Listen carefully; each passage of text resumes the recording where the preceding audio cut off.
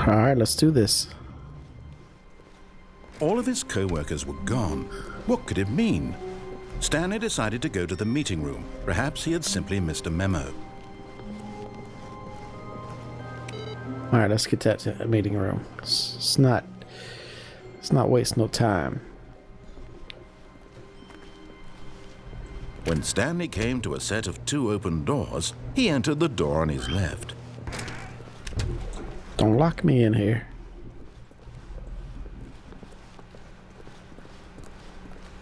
Yet there was not a single person here either. Feeling a wave of disbelief, Stanley decided to go up to his boss's office, Don't hoping get he fired. might find an answer there. How to solve a dispute with a coworker. Okay, let a ball inside you. Using slide to ensure everything is okay. Alright, what's next? What are you going to teach us? Everyone is unique, most of all you. They look like cookie cutter people with different clothes. Number of slides on the slides. Slide chart slides.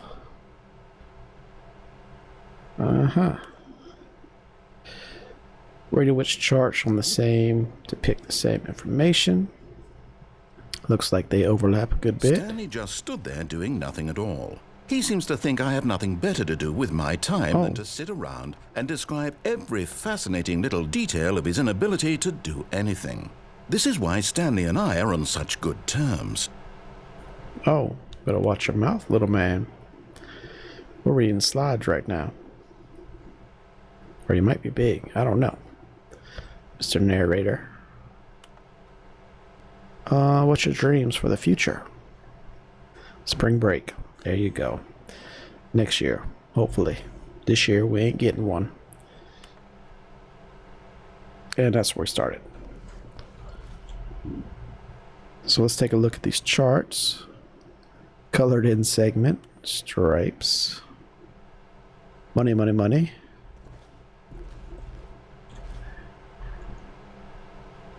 That looks pretty good. Yep. Do not alter without consulting whiteboard manager. Look at this. What to do about 432. Moving on. The future was yesterday, tomorrow is now. We'll move my desk. And I believe that's everything for in here. Let's move on. Oh, a broom closet. Stanley stepped into the broom closet, but there was nothing here, so he turned around and got back on track. Oops. I'll be right back. I gotta pee. There was nothing here. No choice to make, no path to follow, just an empty broom closet. No reason to still be here. Can we pee in this? Can we pee in the yellow bucket? It was baffling that Stanley was still just sitting in the broom closet. He wasn't even doing anything. At least if there was something to interact with, he'd be justified in some way. As it is, he's literally just standing there doing sweet FA. What is FA? Freaking anything? Are you really still in the broom closet? Standing around doing nothing? Why? Please offer me some explanation here. I'm genuinely confused. Well, I'm bored. So I need to be in the closet. Or I've been bad. You do realize there's no choice or anything in here, right? If I'd said Stanley walked past the broom closet, at least you would have had a reason for exploring it to find out. But it didn't even occur to me because literally this closet is of absolutely no significance to the story whatsoever. I never would have thought to mention it. Is that right? Maybe to you this is somehow its own branching path. Maybe when you go talk about this with your friends you'll say, "Oh, did you get the broom closet ending? The broom closet ending was my favourite." I hope your friends find this concerning. The broom closet was my favorite. Stanley was fat and ugly and really, really stupid. He probably only got the job because of a family connection. That's how stupid he is. That or with drug money. Also, Stanley is addicted to drugs and hookers. Wow. It's getting a little bit agitated. Well, I've come to a very definite conclusion about what's going on right now. You're dead. You got to this broom closet, explored it a bit, and were just about to leave because there's nothing here, when a physical malady of some sort shut down your central nervous system and you collapsed on the keyboard. Well, in a situation like this, the responsible thing is to alert someone nearby so as to ensure that your body is taken care of before it begins to decompose. Hello? Anyone who happens to be nearby? The person at this computer is dead. He or she has fallen prey to any number of your countless human physiological vulnerabilities. It's indicative of the long-term sustainability of your species. Please remove their corpse from the area and instruct another human to take their place at the computer, making sure they understand basic first-person video game mechanics and filling them in on the history of narrative tropes in video gaming, so that the irony and insightful commentary of this game is not lost on them. All right, when you've done that, just step out into the hallway. Ah, second player. It's good to have you on board. Hey, thank you. I guarantee you can't do any worse than the person who came before you. You too? Unbelievable. I'm at the mercy of an entire species of invalids. Perhaps there's a monkey nearby you can hand the controls to. A fish? Fungus? Look, you can hammer out the details. I'm not particularly picky. I'll just be waiting for when you're ready to pick up the story again.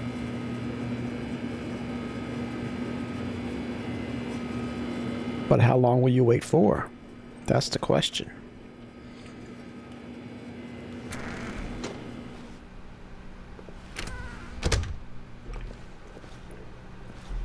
All right, let's move on. Coming to a staircase, Stanley walked upstairs to his boss's office.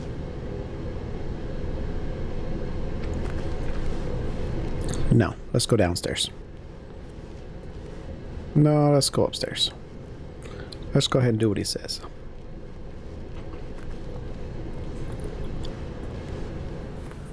Oh, what's this? Second bathroom. Nothing.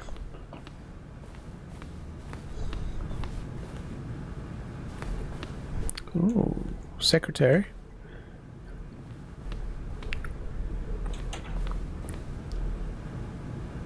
Business times. Stepping into his manager's office, Stanley was once again stunned to discover not an indication of any human life. Shocked, unraveled, Stanley wondered in disbelief who orchestrated this. What dark secret was being held from him? What he could not have known was that the keypad behind the boss's desk guarded the terrible truth that his boss had been keeping from him. And so the boss had assigned it an extra secret PIN number. 2845. 2845? But of course, Stanley couldn't possibly have known this. Stanley simply began entering random codes into the keypad, knowing full well the sheer statistical unlikelihood that this would ever result in a correct combination. If he knew that the combo was 2845, it would be another story entirely. But no, this is what he was going to do instead.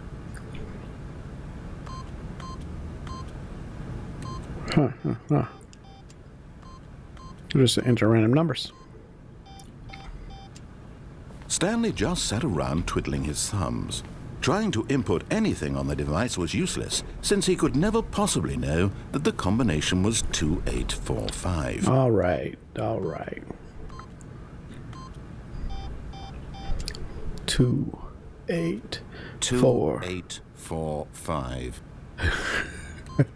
Yet incredibly, by simply pushing random buttons on the keypad, Stanley happened to input the correct code by sheer luck. Stuff came down on the windows.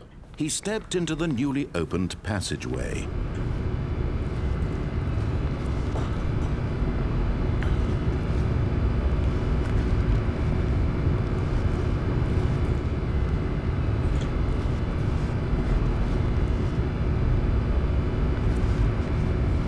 Okay, there's nothing down there. Some insulation and... Whoa. Stuff be sparking on me.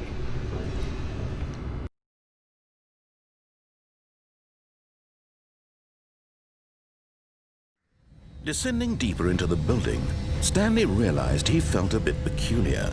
It was a stirring of emotion in his chest, as though he felt more free to think for himself, to question the nature of his job. Why did he feel this now, when for years it had never occurred to him?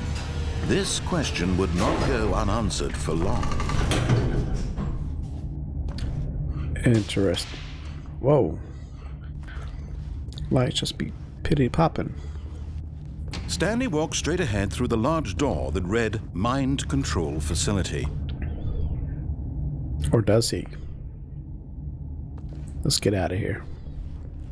Although this passageway had the word Escape written on it, the truth was that at the end of this hall, Stanley would meet his violent death.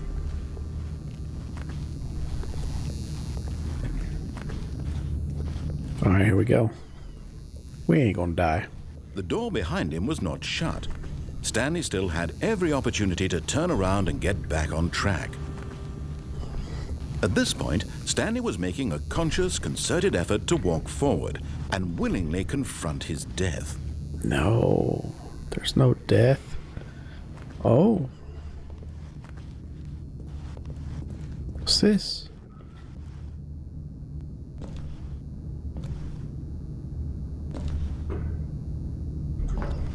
Alright, goodbye, cruel world. Uh-oh. Oh. Ouch. As the machine whirred into motion and Stanley was inched closer and closer to his demise, he reflected that his life had been of no consequence whatsoever. Stanley can't see the bigger picture. He doesn't know the real story, trapped forever in his narrow vision of what this world is. Perhaps his death was of no great loss, like plucking the eyeballs from a blind man. So he resigned and willingly accepted this violent end to his brief and shallow life. Whoa. Farewell, Stanley. Whoa. Hey, hey, hey. Jump, jump, jump. Oh. Oh. Farewell, Stanley, cried the narrator, as Stanley was led helplessly into the enormous metal jaws. In a single visceral instant, Stanley was obliterated as the machine crushed every bone in his body, killing him instantly. Ouch. Oh. But it let me down.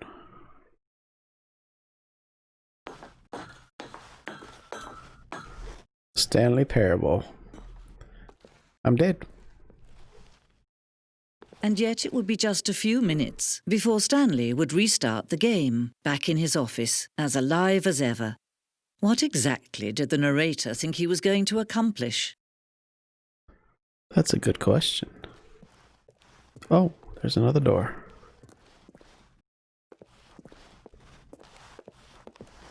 Oh, this is a bright room.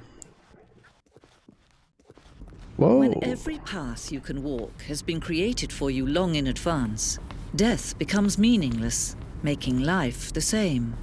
Do you see now? Do you see that Stanley was already dead from the moment he hit start? So I am dead. I am a ghost. Stanley's computer. Office layout, yes. Corridor. The two doors. Oh, oh, oh.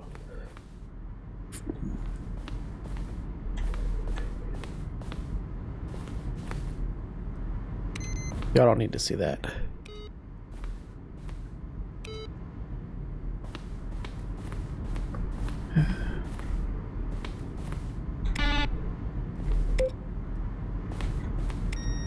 Oh. Okay. The office. Somebody spilled coffee. We got credits. Credits. Oh, we're done. Let's go left. The office. Maintenance room. An early version of the maintenance room.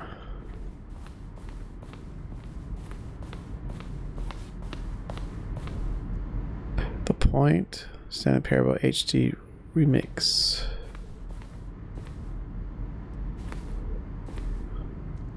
More endings, fewer endings. Am I going crazy? Interesting.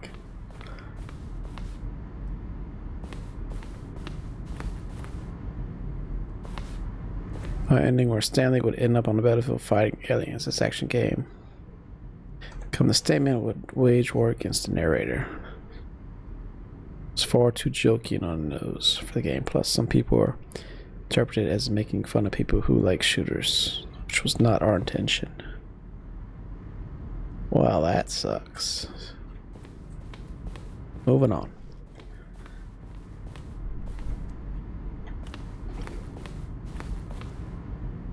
The light. What do the lights in the control room do? I really want to know. Narrator emails.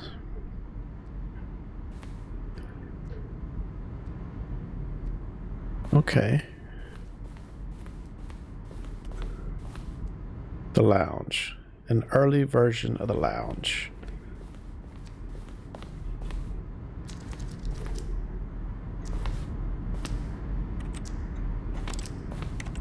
Uh-oh, it's counting down. The apartment timer. 15 seconds, pick up the phone. Not picking up the phone would lead to a different ending.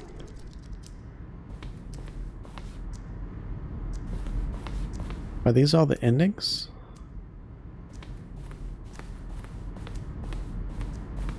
I'm getting lost.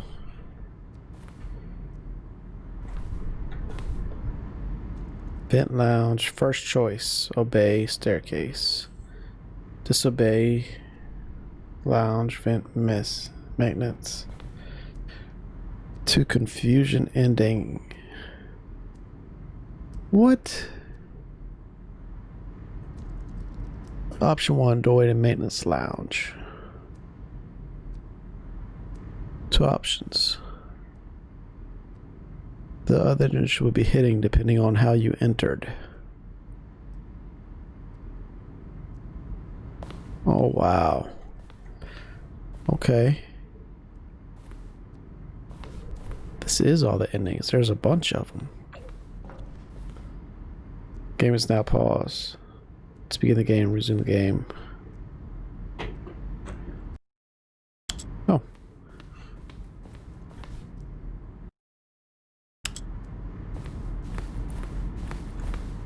Zending. There's an ending known as Zending, which was eventually cut and merged with another part of the game.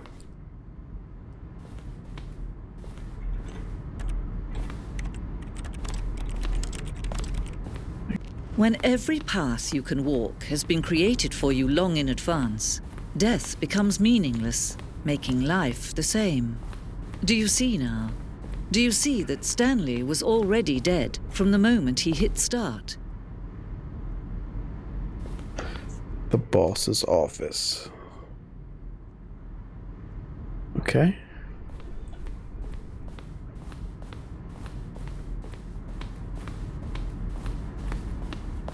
What is this? Narration outtakes.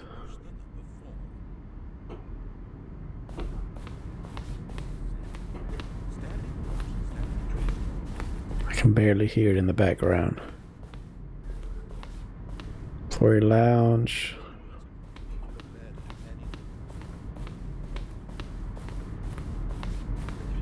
Alright, up we go. Freedom ending. Nice.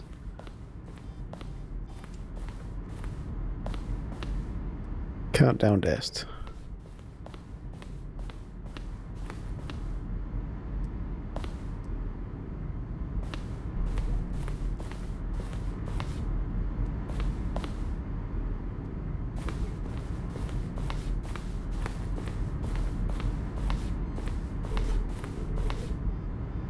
Countdown room.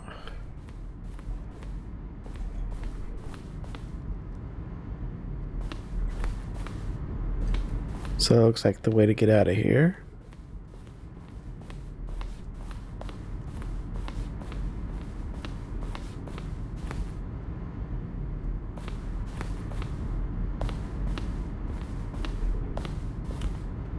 From left to right, evolution of Stanley's office over time. The first was created November 2011, 12, third in 2013. I see.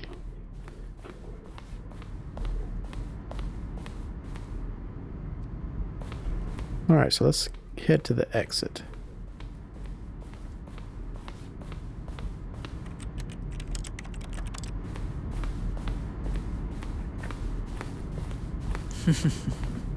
Oh, look at these two. How they wish to destroy one another.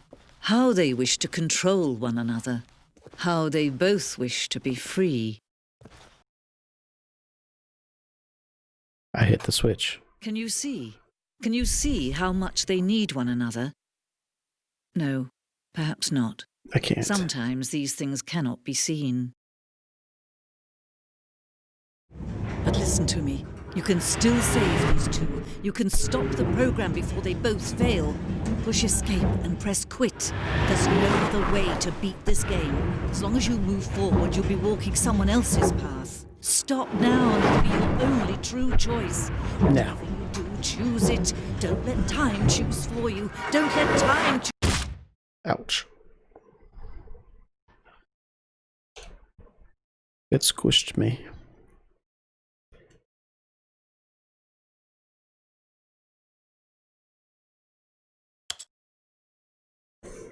So now what? We just sit here in the black of dark?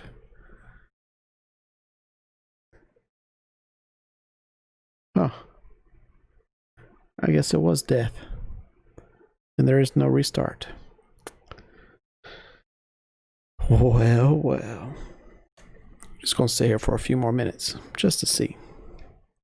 Can I move? Cannot move.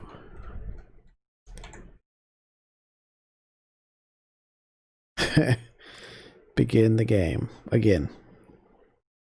Guess that's the only way out.